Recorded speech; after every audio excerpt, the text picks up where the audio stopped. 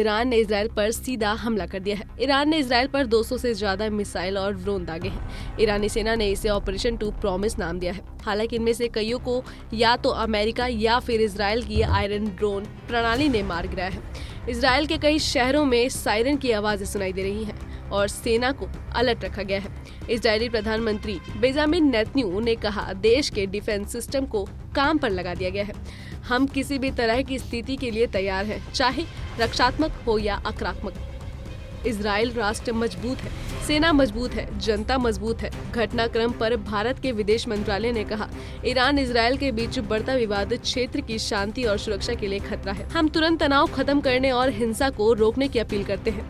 दोनों देशों को कूटनीति से विवाद सुलझाना चाहिए। हम मामले पर नजर बनाए हुए हैं। दोनों देशों में मौजूद हमारे दूतावास वहां रह रहे भारतीय नागरिकों से संपर्क में है। क्षेत्र में शांति बनाए रखना सबसे ज्यादा जरूरी है।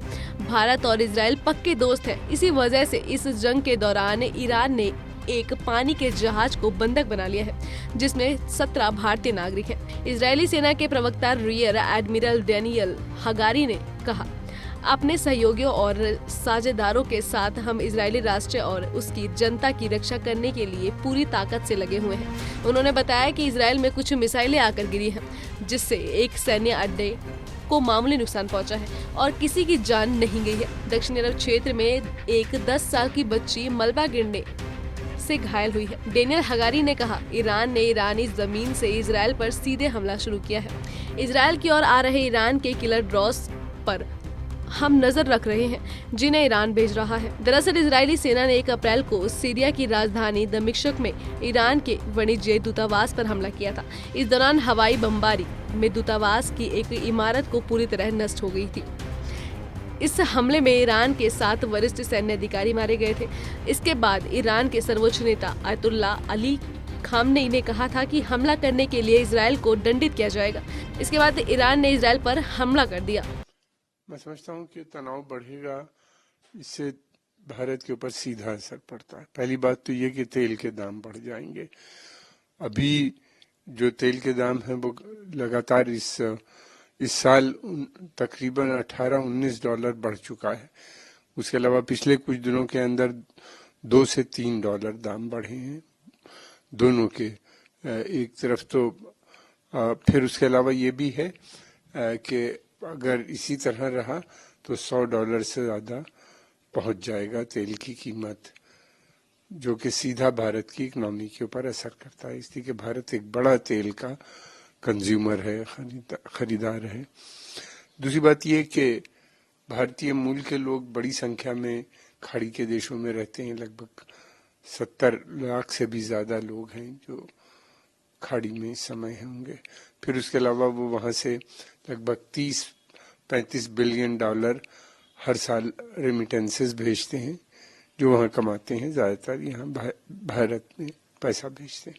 फिर उसके अलावा भारत का ट्रेड भी लगभग $125-150 बिलियन का के करीब पहुँच रहा है इन देशों से, और ये देश जो हैं भारत के अंदर इन्वेस्टमेंट भी करते हैं। तो इस तरह से भारत के ऊपर मैं समझता हूँ कि सीधा असर पड़ेगा अगर वहाँ पे युद्ध चलता है। फिर उसके अलावा हमारा सारा ट्रेड सब कुछ इसी रास्ते से अफ्रीका और यूरोप जाता है, उसके ऊपर भी आने वाले समय में काफ़ी इफेक्ट पड़ेगा। तो इकोनॉमिक है कॉन्सिक्वेंस।